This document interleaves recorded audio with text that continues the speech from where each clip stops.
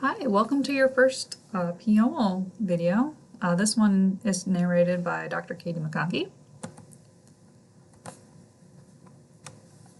And today this video is going to cover basically what Pyomo is, which is the modeling language we're going to be using. It's going to briefly cover abstract versus concrete models.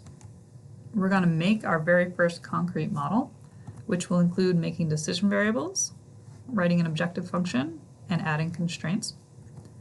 Finally, we'll solve the model, and we'll conclude today with interpreting the solution output. But first, let's talk a little bit about the software package we're going to be using, which is called Pyomo. And Pyomo has two major capabilities. The first capability is it allows us to take a model that we might have written on paper and encode it into a computer. And specifically, Pyomo is written as a Python library. So we're going to be using Python and sort of the functions that are embedded in Pyomo to encode our model into our computer. And the second capability that Pyomo provides is that it acts as a translator, and it's going to translate our one representation of our model to a bunch of different solver languages. So in this class, we're mostly going to use a solver called GLPK, which stands for GNU Linear Programming Kit. But Pyomo also talks to other solvers. So it talks to solvers like Cplex and Gurobi and IPOpt, and there's a whole host of other solvers that it talks to. And the problem with these solvers is that they all speak different languages. So if I were to teach you the language specific to Cplex, you wouldn't be able to use Gurobi, or you wouldn't be able to use GLPK. So instead, I'm teaching you one language, Pyomo, and Pyomo can talk to any solver, pretty much any solver that's available. And the difference between these solvers is capability and also price. So the more capable your solvers are, for example, Cplex is very popular, it's also very expensive. So if your company doesn't have Cplex and I've only taught you Cplex, you'd sort of be out of luck. So we're learning one modeling language, Pyomo, and it can talk to any solver that your company might happen to have access to. Now we're going to talk briefly about concrete versus abstract models. Today we're going to be making a concrete model. And what a concrete model is it's going to hard code everything that we know about our model into one single file. So we're only going to be making a single .py file. In a few classes, we're going to be looking at abstract models. And abstract models separate our model formulation and our data values. So they require two files. One is a model file, which sort of acts like the recipe or instructions for making the model. And then the second file is the data file, which stores all the parameter values. So from sort of a visual perspective, the concrete model is just one single file that has everything we need to know about our model. If we were to make an abstract model, all those parameter values, so anything that we sort of know, like that a llama costs $200 or a goat costs $300, all those values get taken out of the model formulation and stored in a data file. And we end up with two files, one that has the model recipe and one that has the data. So all the data that we know about our model ends up getting stored in the data file. We'll learn a lot more about abstract models in a little while. But today we'll be making a concrete model. And before we get started, let's go over some terminology because there's lots of brackets and braces and punctuation that appear in these models, so we want to make sure everyone's on the same page. We might come across square brackets. We're not going to see these today, but if you hear the narrator say square brackets, they're the ones that kind of look like rectangles. Parentheses are the sort of rounded brackets, and squiggly brackets or curly braces are the squiggly ones. We're only going to see these parentheses today, so anything that looks like a bracket, or if there's something that maybe the resolution doesn't capture very well on the screen, they're all parentheses today. Finally, you're going to hear the term dot. Dot is just a period, but we pronounce it dot, and we're going to see a lot of dots. We might hear star or times. They both refer to the same symbol, so sometimes it means everything, when it's a star, or other times it means multiplication. And this is just the asterisk symbol, so it would be Shift 8 on your keyboard. So let's get coding. To start with, we need to open a IDE. So when I do my coding, I do the majority of it in Spider. And if you downloaded the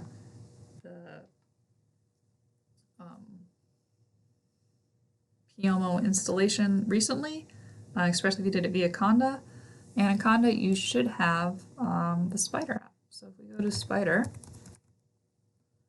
by typing Spider, we can find it in our Start menu, and we click that application. It should open up, and this one application in particular takes a little bit of time to open, so if it doesn't open right away, have some patience. So you should, when it opens, should be sort of a blank screen that has this temp.py file in it. We could use that file, or we could create a new one. So we could go to File, New File. And now we have this file called Untitled 0.py. Let's name it something better, so we can go to File and Save.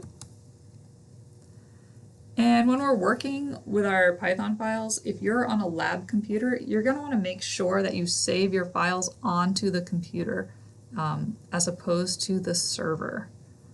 So to do that on a lab computer, you're going to want to go to Windows, you're going to want to go to Users, and then you should see a long list of users. This is just my personal computer, so the list is short, but go find your user ID and then save it under your ID. So I'll go under Documents, and then I think I already have a folder called Lab2. We'll save it in there. And let's call this file Llama for the Llama Goat project that we're going to create. And we want to select under the file types, Python files. We'll click Save. So you should see up at the top a file called llama.py. And it has some comments that it started with, so it tells me the author, it tells me when I created it.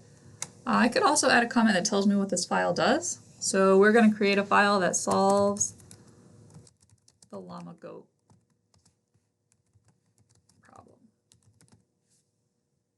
problem. So let's look more closely at the llama goat problem that we're going to be formulating today. So our llama goat problem, as we went over in class, had some decision variables, L for number of llamas to raise, G for number of goats to raise. We had an objective function, and we had a group of constraints. Our Python representation of this using Pyomo is going to have all those components, plus 3 more. So we're going to start our model file by first importing the Pyomo libraries.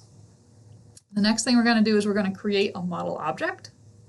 Then we're going to add decision variables, our objective function, and constraints. And finally, we're going to conclude our model with some lines that run the model. Now, here we can see our completed model. So when you're finished, your model's going to look like this. And I'm not going to spend too much time typing out the model in front of you because that's just plain torture. But what we are going to do is go through each line of this completed model and look at it in more detail. And one thing that you'll also notice is these triangular exclamation points on the side of the file. You'll see all these sort of warnings. If those appear, don't worry about them, just ignore them. Your model's going to run just fine. If you see a red sort of stop sign, I think it's a stop sign, that's when you have an issue, but these orange, yellow warning symbols, you don't need to be worried about those. So let's look more closely at this model starting from the top. Let's check out these import statements. All right, so our first 2 lines, let's take a closer look at this first line, which says hashtag importing Pyomo model objects. This is a comment, so we're going to see lots of comments in that file. If you look back to the previous slide, let's see here. There's a lot of red on this screen. It's all comments. We want to include lots of comments in our model so that if you go back and look at your model a few weeks later, you'll understand what you were trying to do. Or more importantly, if you give this model to someone else, they understand what you were trying to do. And one way to do that is by including lots of comments. Now my comments appear red, your comments will most likely appear green unless you change them in the settings. All right, so after the comment, we have the line that is actually doing the work. It says from pyomo.environ import star. The import star says import everything. And the basic translation of this line is, hey, Pyomo has all these handy dandy functions for making linear programs. Import them so that I have them available to use. And some of those functions that we're going to be using today include the ConcreteModel function, var, objective, constraint, solver factory, solve, and display. All right, so returning to our model, let's take a look at these second lines, lines 4 and 5 here, that say creating the model object. The translation of this basic line is, hey, we want to create a concrete model, and the name of that model is model. So we're going to be seeing this word model appear a lot. And sort of the fundamental idea behind this line is that we're kind of sort of creating a blank sheet of paper on which we're going to write our model. And anytime we want to write anything on our model, we need to start with model, which basically says, hey, I want you to add something to my model or add something to my piece of paper. So you can think of this model as a blank sheet of paper that we're going to be writing our model formulation on. Moving further down in the code, we have some lines that declare our decision variables. So we have 2 decision variables, one for llamas and one for goats. So let's take a look at these lines more closely. This first part, model.g, let's take a closer look just at the beginning of this line. It says model.g. This first part, the model, is referencing my model object that I made just a couple seconds ago. It's basically referencing my blank sheet of paper. This period we read as the word dot. It basically says I want to add something to my model. And G is what we're adding to the model. So we're adding something called G. In this instance, G stands for my decision variable, goats. Equals var within non-negative reals. All right, let's take a closer look at that. This var part is a Pyomo function that's for making decision variables. It starts with a capital V. One of the parameters of the var function is within, and it allows us to specify the range that a variable can take. In this case, our llamas and goats can both be non-negative reals. So basically they can be any positive number greater than or equal to 0. Non-negative reals is a set that Pyomo has. Some other sets that we'll come across this semester are non-negative integers or integers, just reals. But non-negative reals is the most common one for linear programs. Basically, we can't have negative variables. So far we've looked at these first 9 lines of the code. And if we think about it, these 9 lines in terms of our model, we've sort of created a model, so we've created a piece of paper, and on it we've written the decision variables. L equals the number of llamas to raise, G equals the number of goats to raise. And additionally, we've also added our non-negativity constraints. And we did that when we declared those decision variables. All right, so let's look at adding an objective function to this model. This first part, model.maximizeProfit, says, hey, I want to add something to my model, and I'm going to call it maximizeProfit. We want to give everything that we add to our model a descriptive name.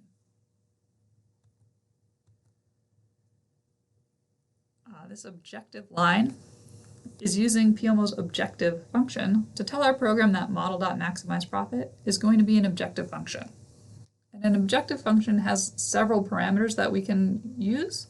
The first one is the expression parameter, which we reference with expr. This part is basically telling Pyomo what mathematical expression do we use to calculate the objective function. And there's a couple important components here.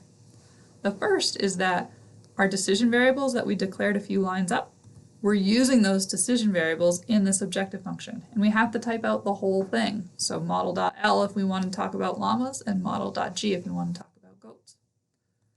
The second part that we'll notice here is that when we want to say 200 times model.llamas or 200 times model.l, we have to include the asterisk symbol or the multiplication sign. We can't just put 200 model.l without that symbol in there.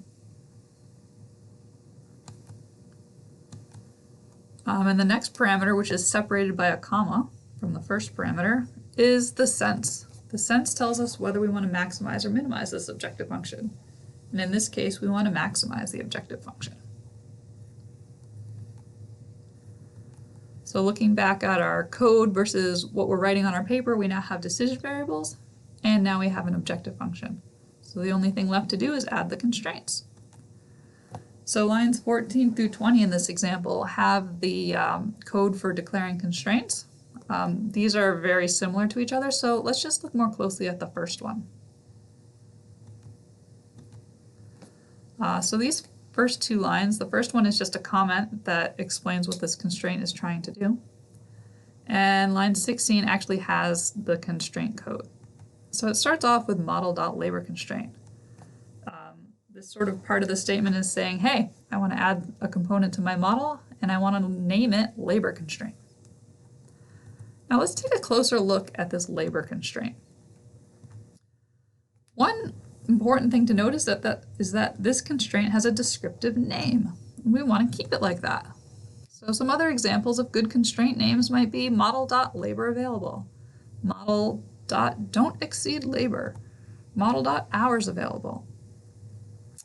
But any name you choose should be descriptive and should tell you about what the constraint is trying to do. Some examples of bad constraint names would be things like model.c1, model.constraint1, model.afcfg.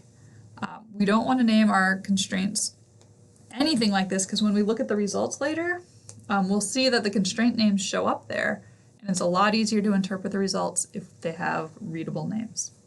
And this goes for your decision variables and your objective function as well. We want to give them readable, useful names. The second side of this says constraint. So constraint is a function in Pyomo that makes constraints. When we're making concrete constraints, we typically just have one parameter that we need to specify, and that's the expression, or basically the mathematical formula used to capture this constraint. So we type expr to specify that we're about to tell you about an expression. And then we type the expression. And again, we're using the decision variables that we declared earlier. And every constraint has to have a right-hand side and a left-hand side, and they're separated by some sort of inequality or equality.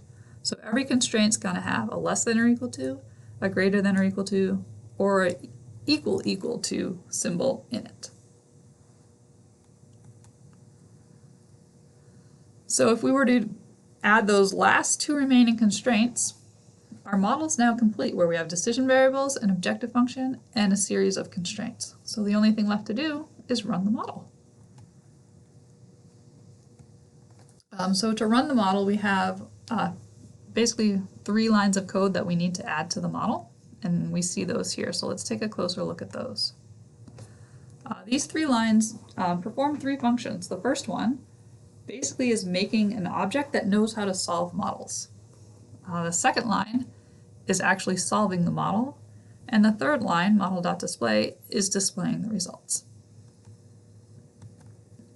So in more detail and slightly slower, this optimizer equals solver factory and then GLPK in quotes.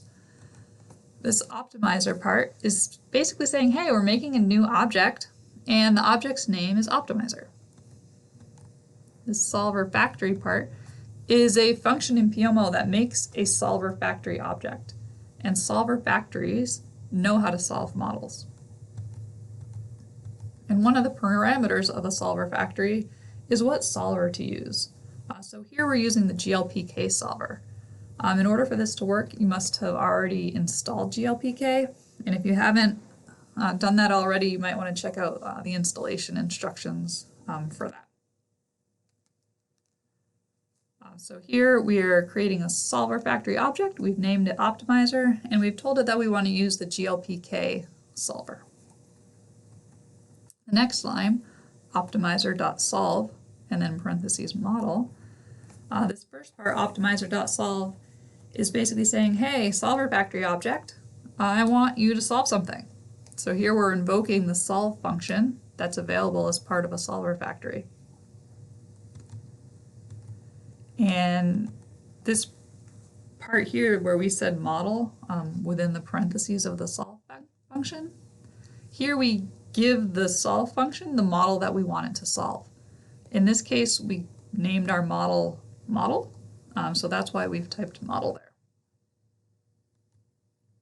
And then once we've solved our model, Pyomo communicates with the solver. It gets the results back from the solver and stores them as part of our model. So when we type model.display, it displays the results of our optimal model. So model.display will display the results associated with our optimal solution. So let's take a look at running the model in Spider.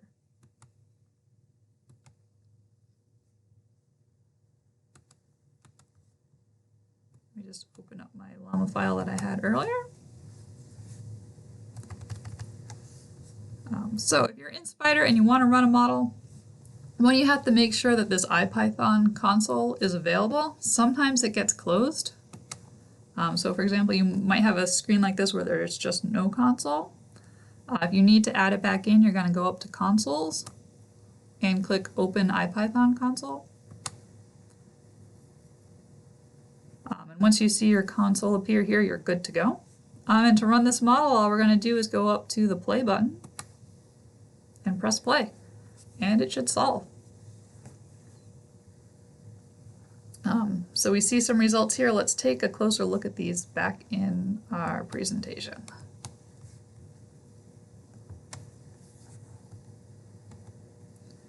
All right, so this first section tells us about our variables. We named our variables L and G, and we see those listed there.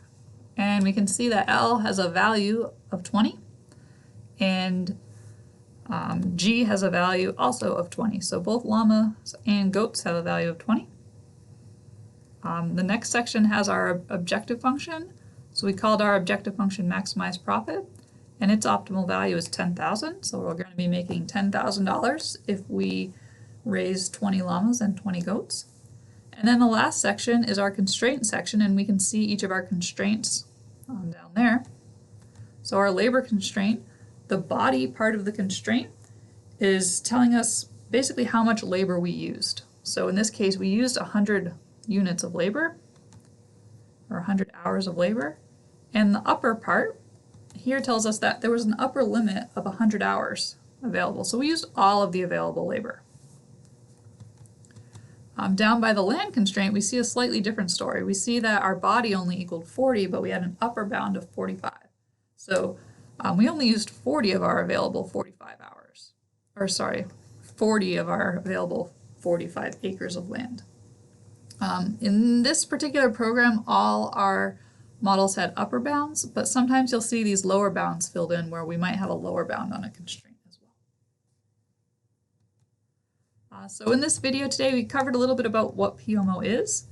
We learned the differences between concrete and abstract models. We made our first concrete model. We solved the model, and we interpreted